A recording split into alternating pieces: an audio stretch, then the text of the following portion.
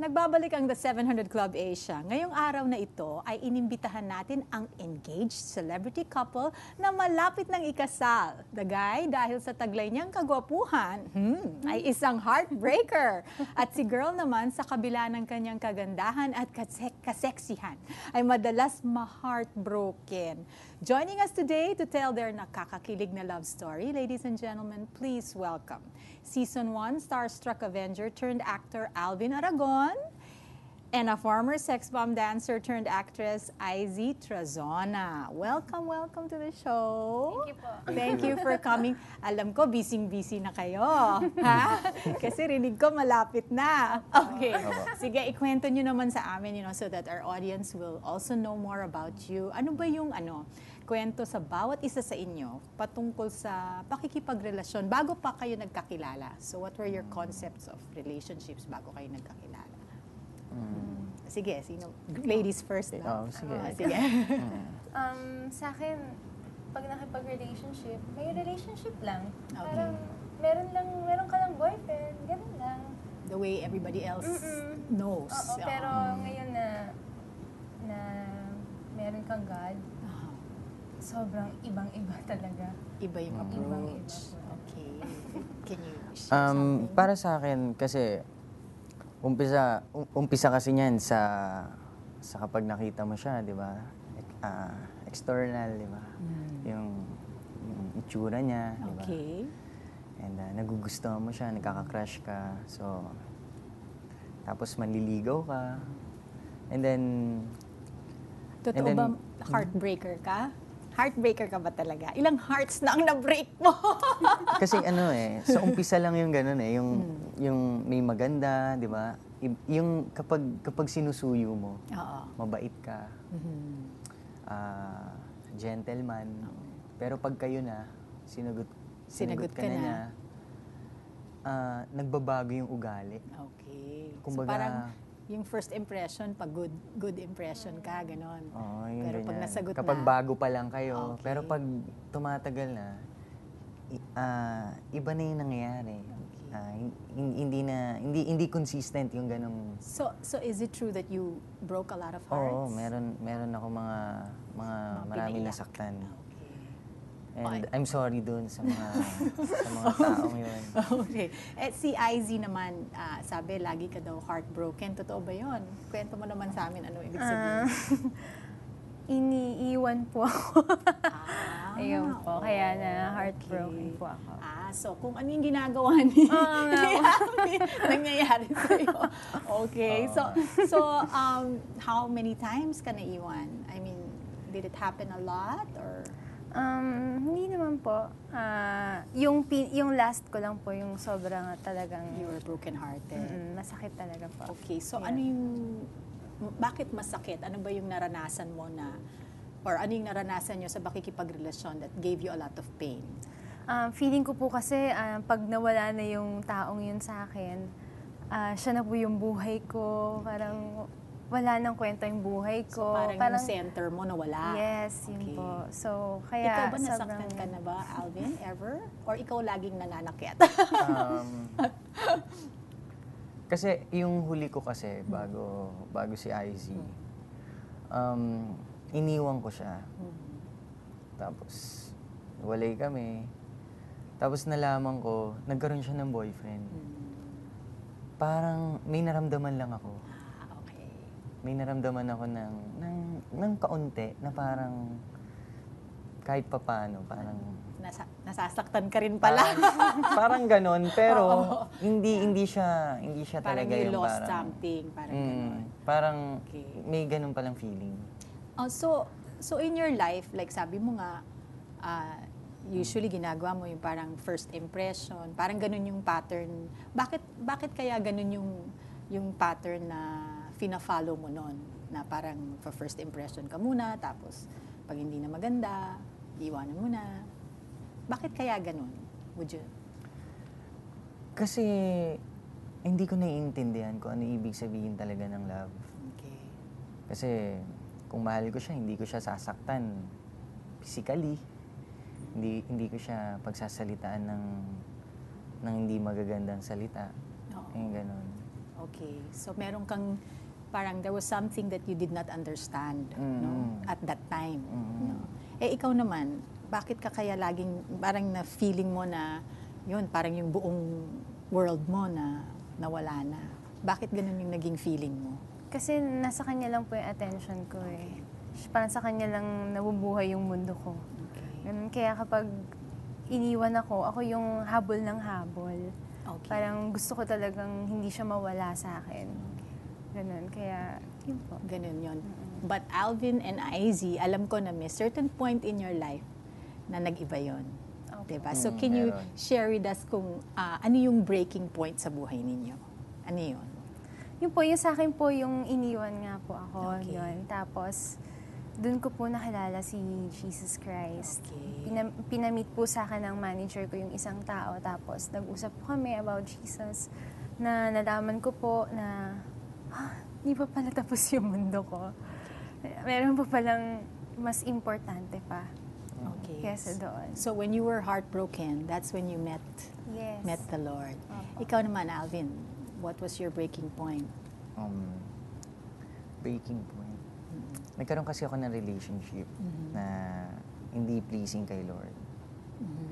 And nangyari sa relationship namin, kami, pero hindi pleasing kay God yung relationship namin. Naghiwalay kami. Okay. Tapos parang hindi ko mapigilan, kami ulit. Pero dumating yung time kasi na-experience ko na yung parang tinatawag na parang nagre-retreat kayo tapos ma-experience mo talaga yung presence ni Lord doon. So magaganon na din yung babae. So hinayaan ko na siya. Kasi alam ko talagang may encounter niya si Lord doon. Parang ayoko nang pigilan Okay. na hindi siya maganon. Parang na-convict na rin ako. So inalaw ko na matuloy yun. We decided na maghiwalay na. Okay. Kahit gustong-gusto ko kahit gustong-gusto ko yung relationship na yun. Pero The Lord was naniniwala ako. asking you to let it go. Oo, naniniwala ako na hindi talaga nakaka-honor kay God. So, binitawan ko siya, tapos ako din, nagganon na rin ako ulit. Then, nag-surrender na ako kay Lord. Okay. Nung gabing yun, March 13 po yun eh. Oy, malapit 2009. na. Anniversary. Okay. 2009, March 13. Sabi ko kay Lord, iparamdam mo na mahal mo ako. Umiiyak ako sa Kanya. Mingi ako ng tawad. Kinorek ako ng taga-church nung gabing yun. Then, start nun, yung mga sumunod na araw, nagbabasa ako ng Bible, nakikinig ako sa mga salita ni Lord. Nakita ko kung gaano ko kamahal ni Lord through His Word. Naramdaman ko kung gaano niya ako kamahal. Yun nangyari sa krus. Dapat pinarusahan niya na ako sa lahat ng mga ginawa kong kalokohan Pero naging ano talaga si Lord, naging mapagpaumanhin. Parang nagkaroon ka ng love relationship with the Lord. Nakita diba? ko yung ginawa niya para Yes. sa akin. Para sa atin, actually. At ang Panginoon, di ba, pag nag-umpisa na yung friendship ninyo, parang gumagalaw siya sa buhay ninyo, di ba? Yes. So ano yung mga pagbabagong nakikita niyong ginagawa niya sa buhay ninyo? Sige nga, Izzy, what changes came into your life? Ayun po, nag-iba po yung perception ko sa isang relationship. Okay. Na hindi dong yun basta-basta. Ang pakikipag-relationship ay hindi lang, sige, boyfriend kita ngayon, parang hindi ko pa iniisip kung ano yung magiging future ko. Pero ngayon, bago kita maging boyfriend, isipin ko muna, ikaw ba yung gusto kong mapangasawa talaga? Parang hindi na po yung na papalit-palit ng ganito. Kundi tinitingnan mo na po yung eto na po yung qualities makakasama niya. mo Oo. habang buhay. At Okay. yun po yung nagbago sa Bago akin. sa'yo. Mm-mm. How about you, Alvin? Ano yung Kung ano yung mga nabago. Oo. Yun nga, mahilig kasi ako makipag-relationship talaga sa babae. Pero temporary lang. May gusto lang ako kung ano yung gusto na lalaki. Okay. Na ngayon, naiintindihan ko na yung gusto ko lang, hindi pleasing kay Lord yun. Okay. And yun na bago sa akin. Binago ako ni Lord na hindi ako nakikipag-sex Okay. sa babae. Mhm. Kasi sex, masama ba yun?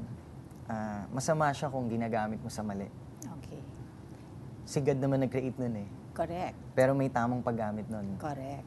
Ngayon, miracle para sa akin, nasimula nung 2009 until ngayon, hindi ko yun ginagawa. Apart from God, hindi ko kaya yun. Oo. Pero dahil sa relationship na meron kami, nakakayanan, Yes. napapanalunan, Amen. na nagkakaroon ng Na-overcome. victory. Oo. Na-overcome yung mga Oo. temptation.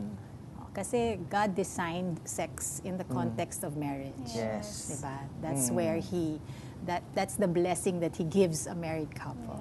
Yes. Diba? How wonderful naman. And marami, sige, continue. and marami pa rin binago rin si Lord. Hindi lang sa erang yun. Ginrow niya ako sa mga maraming bagay. Sa pananaw sa buhay. Yes. Yun, gano'n. Sa pakikitungo sa babae. Kung dati, nananakit physically, gano'n. Ngayon, naintindihan ko na yung babae, emotional. Okay. Konting lang, ma-hurt yan. So, something like that. Yeah, so even your view and your attitude towards things, pinabago niya, no? Pinapalitan niya. Okay.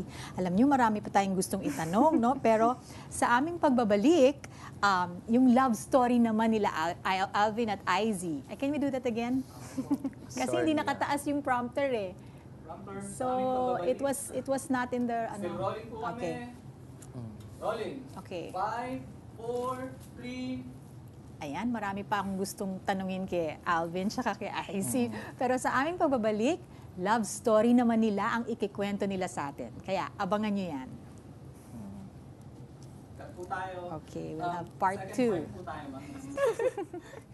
Ma'am, you have 8 minutes po for the second part. Okay. Okay po. 5, 4, 3. Nagbabalik ang The 700 Club Asia at kasama pa rin natin dito sa studio ang magsing-irog, ang former Starstruck Avenger turned actor, Alvin Aragon, and former sex bomb dancer turned actress, Izzy Trazona. Ayan, ito mas exciting to. Paano at saan kayo nagkakilala? Yan.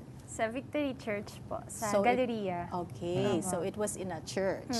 Wow. Opo. Diba? Sabi ko nga kanina, diba, you are at the right place Yes. at the right time. Okay. Okay, so ano ba yung pinagdaanan ninyo in terms of kaya tinanggap nyo ang isa't isa? Parang paano nyo tinanggap ang isa't isa? Dahil sa mga nakaraan namin. Dahil meron kami mga nakaraan na hindi maganda, paano namin natanggap ang sige. isa't Yeah, isa? yes, Parang maybe. ganun. Yeah, that's right. That's right. Oo. Sige. Yun. Nung nagkaroon kami ng taping na magkasama kami, tapos nagsimula yun na sinabihan niya ako, may kamukha ka. Sabi niya sa akin. Tapos ako naman, parang, ano ba yan, may kamukha ako. Parang ako naman naiinis akong ganun. Pero after nun, pinag-usapan na namin, puro na si God. Puro ganun. Oo. So yun yung, hindi pa ako hindi pa ako talaga fully devoted kay Lord. Nandun na siya kay God nun. Just growing na siya. Growing. Yes. Oo. Tapos ako naman, parang nagkaroon ako ng interest, parang puro God to. Parang yung mga sinasabi niya, parang ang gaganda ng mga sinasabi niya. Tapos yun po, doon nagsimula yun. Okay. So you were both going the same church kayo Opo. talaga? Sa Galleria. Okay. So ano yung mga qualities, Alvin, na nakita mo kay easy, Easy. easy, that made up your mind na ito na ang papakasalan mo? Cut po muna tayo, ma'am. Okay. Ulitin po natin dun po Sige. sa part na po. Rolling 5, 4, 3. Okay. Alvin, ano yung mga qualities na nakita mo kay Izzy na nagkumbinsi sa'yo, parang for you na ito na ang papakasalan ko? Gusto ko kasi mas matanda sa akin eh. Ah, ganun ba? Correct. Okay. So, mas matanda sa akin si Izzy. Okay. And Is there a particular reason for that, or it's just something that you have always wanted? I mean, meron ka bang dahilan kung bakit gusto mo mas matanda sa'yo? ano ba? Yun yung ano ko eh. Wala, nandyan lang talaga. yun eh. Preference mo lang talaga. Oh, see how God And, naman can be so personal, di ba? Pati yun. Okay. Of course, maganda si Harry. And pinag-pray ko si Izzy. Pinag-pray ko siya 2009 until 2011. Oh, di ba? Hindi man araw-araw pero God knows kung ano yung desire ko eh. So, yung word nga na delight in Him, Yes. He will give you the desires of your heart. And Bunga ka pala ng panalangin. ayun, pinag-pray ko siya. Then dumating yung time na January 26, 25, may nabalitaan ako tungkol sa kanya. January 26, naligaw ako sa kanya. 2011. Okay. Nandito kami noon, nagpipictorial siya dito. Sinamahan ko siya. nun. Ay, may meaning pala tong studio natin sa kanilang love story. Okay. Oo. Unang araw ako Okay. nanligaw, dito po yun. Oo, di ba? Sinamahan ko po siya. Sige, every time you want a reunion, you just tell us. Ikaw naman, Izzy, ano naman yung mga qualities na nakita mo sa kanya na nakumbinsi ka rin na, Lord, ito na nga. Yung gusto ko kasi, mahal si Lord eh. Mahal niya si Lord, tsaka may takot siya kay God. Okay. Yun talaga eh, yung nakilala ko si God, yun na talaga yung gusto ko eh, na hindi na ako hahanap ng ibang lalaki kung hindi rin lang mahal si Lord or may takot kay God. Yun talaga yung pinaka ko. Kaya lahat ng mga girls dyan, ang ipanalangin ninyo yung mahal si Yes, God, di ba? yes talaga. Kasi pag mahal si God, mamahalin kayo. Correct. Di ba? Gusto ko rin po talaga rin. Okay. Godly woman din. Godly woman. Oo. Yung Para ganun pa. sumunod siya sa iyo. Godly woman. Okay, so paano nyo ina-apply sa relationship ninyo ang bagong standard ninyo sa pakikipagrelasyon? Di ba sabi nyo, dati iba, no? So when Alvin started to court you, ano yung mga in-apply nyo na bago? Ako Na- po, grabe talagang todo prayer. Okay. Todo prayer talaga na, Lord, may nanlidigaw sa akin. Lord, sasagutin ko ba to? Parang, Lord, please mangusap ka sa akin. Opo. Kasali siya. Lagi siya, every step of the way, kasali talaga si God. Kasi nakatakot pag hindi galing kay Lord eh. Hirap Mas mag-desisyon. mas maganda kung will ni God talaga eh. So, hindi ganun dati. Pag yung dati walang Lord eh. Oo. Parang kung gwapo siya, okay na yan, gusto ka na yan. Pero ngayon, hindi eh. Yun po yung nagbago. Okay. Na talagang, at saka kapag ganun ang ginawa mo, talagang ililid ka talaga ni God eh. Nakaka-amaze lang si Lord na wow. Maliwanag. Opo, talagang Oo. ano pa yung ini-imagine mo ngayon, iba pa yung ibibigay niya. Parang, yun po, nakakatawa lang po. Nice. Ikaw naman, Alvin. Yun, sentro talaga si Lord sa relasyon namin. Okay. And kasi kung wala si Lord, syempre hindi naman kami perfect din. Meron kami mga pagkakaiba, meron kami mga discussion. Yes. Imbis na argument. Ayan. Meron kami mga Loving pinag-uusapan. Correct. Parang madaling umayaw, alam mo yun? Madaling parang bahala ka na nga, alam mo yun? Pero kung nandyan si Lord, Umahaba yung pagpasensya. naiintindihan tsaka mo, oo. may marami kang naiintindihan eh. Okay. Bakit nangyayari to? Praise O may God. nagawa kang mali, Mm-mm. anong kailangan mong gawin? Di ba? Hingi ka ng sorry. Kasi, unang-una kasi, gusto mo i-honor si God eh. Gusto mong ma-please si God. Mhm. kung wala si God, pwedeng maging mataas yung pride mo di ba? Ba't ako hingin ng sorry? Siya umabol sa akin. Pero natutuwa ba si Lord kung ganun yung gagawin mo? Something like that. Okay. So, kwento mo naman sa amin, Alvin, yung iyong marriage proposal. Kasi alam namin, malapit na eh. 'Di ba? So, pwede niyo bang i-share sa amin? Kasi January 26 naligaw nga ako, Feb 18, sinagot niya ako. Okay. Sinagot niya ako sa Starbucks. Okay. Sorry po. Sorry. Ayun. Kwento niyo yun eh. So, okay lang. Correct. Sa Green Hills, around 11 ng gabi. So, alam ko na kung nung dadalhin dito pag nag-reunion kayo ulit. Tapos. Tinanong niya ako kung mahal ko ba daw si God. So, sabi ko nga hindi. Kasi yung pagkakarinig ko, pangalan ng ex ko. Sabi ko hindi. Tapos biglang, si God. Sabi ko, oo. Sabi niya, mahal mo ba ako? Sabi ko, mahal kita, ay. Tapos sabi niya, mahal din kita. Sabi ko, may sasabihin ka pa. Sabi niya, pumapayag na ako na maging girlfriend mo. Kasi Feb 16, tinatanong ko siya, pwede na ba tayo maging exclusive? Parang wala pang sinasabi si God sa akin. Parang, ganun, parang nung tinanong niya ako, hindi po ako makapagsalita. Talaga nagpipray ako in my mind, sasagutin ko ba to? Parang wala ka pang sinasabi sa akin. Did you wait for a word from the Lord? Opo, yun Praise po. God. So yun, February 18, parang yun, kausap ko po yung mga friends ko from Victory na, tapos bago ko po siya sagutin, nagte-text pa po ako sa leader ko na ganito po yung gagawin ko. Ganyan. Tapos ayun po, February 18 ko po siya sinagot. Tapos yung proposal, nag-propose po ako ng March 6, 2011. Pero wala pa nga po yung ring, nag-propose na po ako. Kasi gusto ko na mag-propose talaga, pero wala pang ring. And meron nga akong nakausap. Sabi niya, pag napasagot ko daw yung nililigawan ko, ibe-bless niya ako na engagement ring. Wow. So ngayon, binalikan ko siya. Sinagot niya na ako. Tapos yun nga, ako na nga nagsukat eh. Hindi ko na pinasukat eh. Sinukat ko na lang dito kaya medyo maluwag yung ring. Nag-propose ako, hindi niya alam na March 6 na merong ring. So, ayun, ano yung mga sinabi ko? Honey? Pero po kami ng Victory Group noon. Okay. Parang Tapos, nagba-Bible study sila. Opo. Parang Tapos ganun. after namin mag-pray, bigla siyang dumating. Tapos lumuhod na siya. Sabi ko, akala ko nag-joke lang siya. Kasi ano po siya eh, ma-ganon, ma-joke. Yung po, Ma-joke ka ba? Serious mo kaya? Sobra Sige. Okay. Kaya kalbahan ata ako. Okay. Kakabahan tapos ako. yun po, nag-propose na siya sa akin. Sabi niya na mahal niya si Lord, mahal niya ako. At gusto niya ako makasama for the rest of his life. Amen. Okay, and the wedding day is on?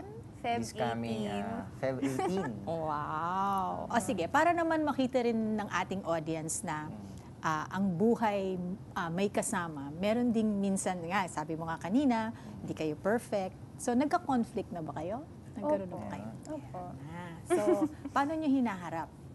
Although may sinabi na si Alvin kanina na pag nagkamali ka, hihingi ka ng sorry. Diba? But are there other things na Halimbawa. pwede nyong i-share na pag nagkakaroon kayo ng conflict? Pag ano may ginagawa conflict nyo? po, ang hirap po, ang bigat sa loob. Parang, ang hirap po talaga. At saka, hindi ka rin po makapag-devotion kapag may conflict ka po sa, kunyari kami po nakapag-conflict. Kaya, talagang importante po na unahin si God muna. Tapos kapag may conflict po kami, importante rin na mag-pray talaga muna. Prayer din. Prayer talaga kasi nare-release po yung anger, nare-release po yung nagkakaroon po ng humbleness kapag si Lord na yung kumilos sa inyo. Kaya gusto mo na po siyang kausapin, ganyan. Ganun po. For me po, meron talaga kami mga similarities. Yung masaya kaming ginagawa. Kasi doon naman nag-start po yun. Gusto niyang mahilig siya kumain, mahilig mag-movies. Pero nag-marriage preparation po kami. Okay. Meron kami natutunan na meron pong differences ang babae at lalaki o kaming dalawa. Kasi iba po yung mga naging background ko o naging kultura ng pamilya ko. Ganon din si Hanu. So ngayon, yung iba rin yung pagkaka-create ni God sa akin, yung uniqueness namin, magkaiba. Ngayon, pag lumalabas yun, nagkakaroon ng conflict. Kaya, may natutunan kami. Ang natutunan namin, dapat malaman namin kung ano talaga siya, kung ano talaga yung pinagkaiba namin. Tulad niya, ang bagal halimbawa maglakad. Ako, ang bilis ko maglakad. Ayun po yung halimbawa. Ang bilis ko po maglakad Totoo talaga. yan. Ang bilis ko maglakad. Siya po ang bagal. Ngayon, napipilitan po ako po yung mag-a-adjust. Oo nga. Na Totoo. mag-antay. Pero may time po talaga, nagmamadali po ako. Siya po talaga ang bagal. Yung ganun Hindi, po. actually, meron sinasabi na, although nga you're complementary, yung Yan, kumbaga complement. meron kayong mga, also, at saka meron kayong mga similar, similar likes, Opo, no? opo. Eventually, you will see na marami din kayong pagkakaiba. And Opo. minsan pa nga, sinasabi nila, opposites attract. Yun na nga, di ba? Mabagal, mabilis, magmahal, di ba? So, yung sinasabi mo, nagkakaroon kayo ng mas malalim na pagkakaunawa. Opo. Maganda yung sinabi mo, Alvin, na nag-marriage preparation kayo. Because Opo. not everybody does that. 'Di ba? Yung sometimes they just go into marriage, wala silang awareness ng pinanggalingan ng isa't isa. And maganda yan na pinagdaanan At niyo saka yan. malaki po talaga yung natulong ng marriage preparation sa amin kasi marami po kaming natutunan na hindi namin alam talaga dati. Yun po. Gusto ko pong encourage yung audience natin sige, na sige. yung mga nagpaplano talagang magpakasal, gustong magkaroon ng asawa. Gusto ko kayong encourage na mag-marriage preparation kayo. Yes. Maintindihan nyo kung ano meaning talaga ng marriage, sino nag-invento nito, sino nag-create nito. Kasi kung hindi mo na nakikilala yun, mamimiss mo yung beauty ng marriage, ng pag-aasawa. Yes. Something like that. Wow, nakaka-bless Yun po. naman kayo. And I'm sure a lot of the people who are watching are learning, no, from what you are sharing. Ano naman ang plano ninyo sa showbiz careers ninyo? I mean, have you already talked about that? At kung ilang anak ang gusto ninyo? Ganun. Wow. And siyempre, ikaw magiging leader ng family. So, ano yung vision mo para kay Izzy? Of course, ako magte-take ng lead sa family namin, sa husband, and provider, of course, protector para sa asawa ko at saka sa magiging mga anak namin. Pagdating naman sa showbiz, tuloy pa rin po. Tuloy pa rin po yung pag-aartista ko. And of course, meron lang mga limitations para sa magiging misis ko. And yun, ngayon may show po ako.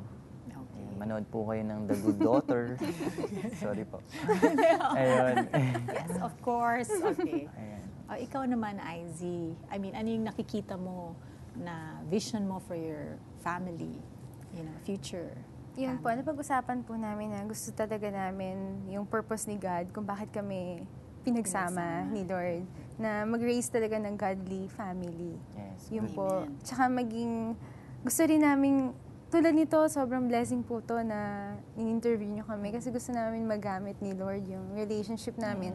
Tsaka yung magiging family namin sa iba pang family Yes. na nagkakaroon din po ng ibang problema, ganun po. Yes. Kaya nakakatuwa. Nakakatuwa talaga. Okay. Blessing po talaga to. Ayun. Wow. Tsaka yun po, siya po talaga yung leader. Siyempre ako po yung magsasubmit sa kanya. And then sa trabaho po, mas priority ko po yung sa bahay. Doon po ako. Yun po. Kung may trabaho, pag-uusapan po namin kung walang magkakakonflict. Clearance muna. Clearance. Saka po, yung marriage kasi, nakalagay po dun sa marriage prep. Marriage is God's presence in two people's lives to fulfill a God-given purpose. Yan. To honor Him. And yun nga, to believe sa mga provisions na kailangan namin. Parang yung impact lang sa akin nun, yung buhay may asawa, presensya ng Panginoon. Kung wala yung presensya ng Panginoon, magiging miserable talaga yung buhay nyo. At saka, may purpose yun, yung pag-aasawa. To honor God. Yes. So sa lahat ng magiging desisyon nyo, lahat ng gagawin nyo, sa relasyon nyo, sa anak nyo, ang purpose nun, dapat ma-honor si God. Yes. Kasi siya nga naman talaga ang author nito. Opo. Something like that. Yes. Kaya gusto ko lalo, mas maging uhaw, mas gutom sa word niya. Something like that. Ganun po. Wow, Izzy. Kaya pala you're so excited, di ba? Your husband loves the Lord, di ba? Yes. And I'm also excited for your Thank you po. Thank you po. union. I know God will use both of you. Ayan, thank you for sharing and inspiring us with your love story. And with that, the 700 Club would like to bless both of you with a prayer. So, I'd like to pray for you here right now. We'll pray for your marriage. Okay? Sige, let's pray. Father God, you are the author of relationships. You are the author of marriage. Then we know that it is a good idea. And Lord, we thank you that you have put Izzy and Alvin together for your purpose, Lord God. Father, we thank you for their desire to honor you. Lord, dinadala niyo sila sa bagong classroom. I pray that their hearts will remain teachable, O God. I pray, Lord Jesus, that your Spirit will work in their hearts, Lord, to obey you, to follow your design, O God. Lord, alam ko na gagamitin mo sila. And we ask for your protection right now in the name of Jesus, that you will surround them, you will send your angels to take charge over them, to protect and preserve them, O Lord, in all their ways. Father, we thank you. We thank you for this blessing that you have given them. And Lord, we just declare your praise in what you have done in their lives and what you will continue to do. Father, you bless them. Bless them, Lord, and enlarge their territory, Lord God. May your hand be upon them, Lord, that they may be free from evil and not cause pain. Father, we praise and thank you for the work in their lives, and we so look forward to seeing them again, praising you and honoring you and being more like you. Thank you, Lord, in Jesus' name. Amen. Amen.